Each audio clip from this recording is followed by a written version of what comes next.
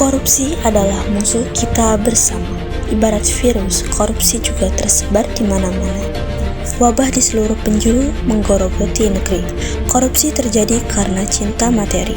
Tindakan korupsi seringkali melibatkan hubungan keluarga, anak, dan istri. Karena kebiasaan keluarga yang tidak peduli dari mana asal penghasilan sehari-hari.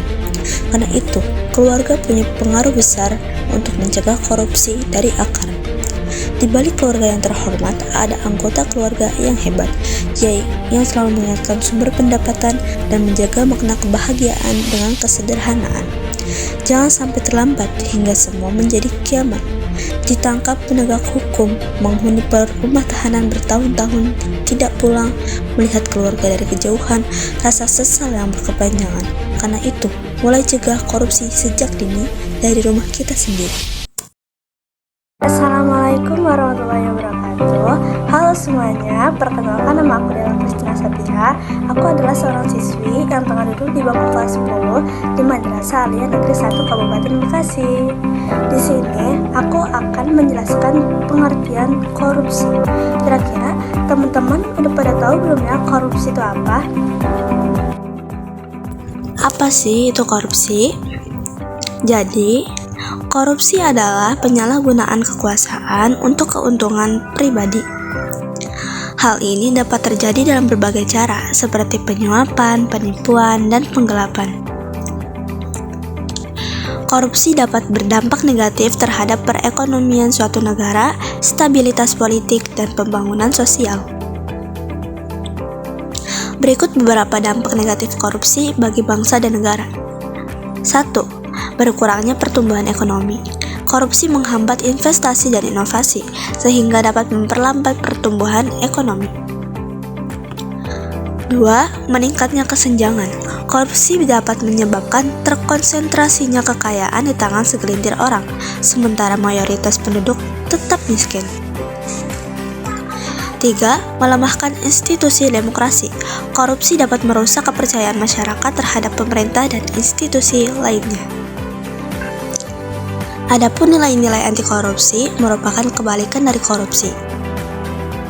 Di antaranya adalah kejujuran, integritas, akuntabilitas, dan transparansi.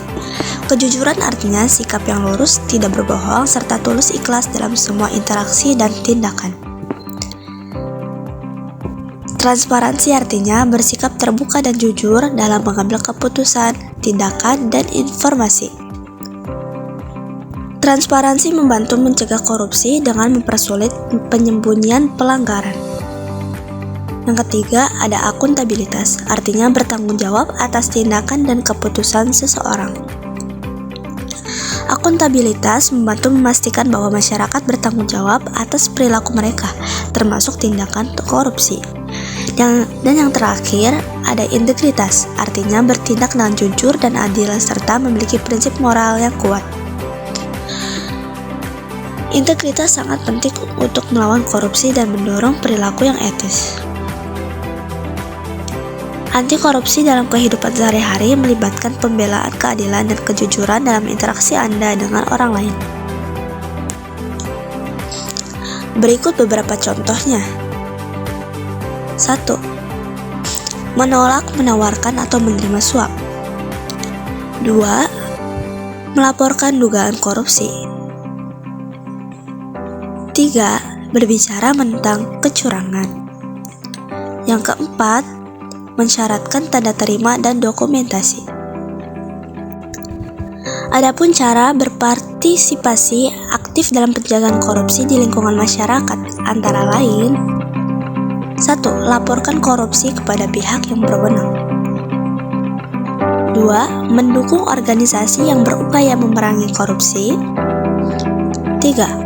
Mendidik diri sendiri dan orang lain tentang korupsi.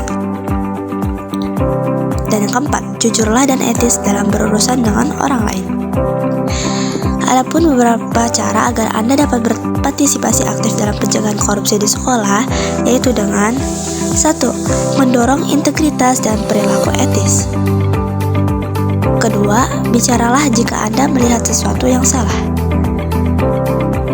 3. Terlibat dalam pemerintahan siswa. Dan yang terakhir, pendukung aturan dan prosedur yang jelas. Nah, segini dulu ya video pembelajaran dari aku. Ayo, hidup damai anti korupsi.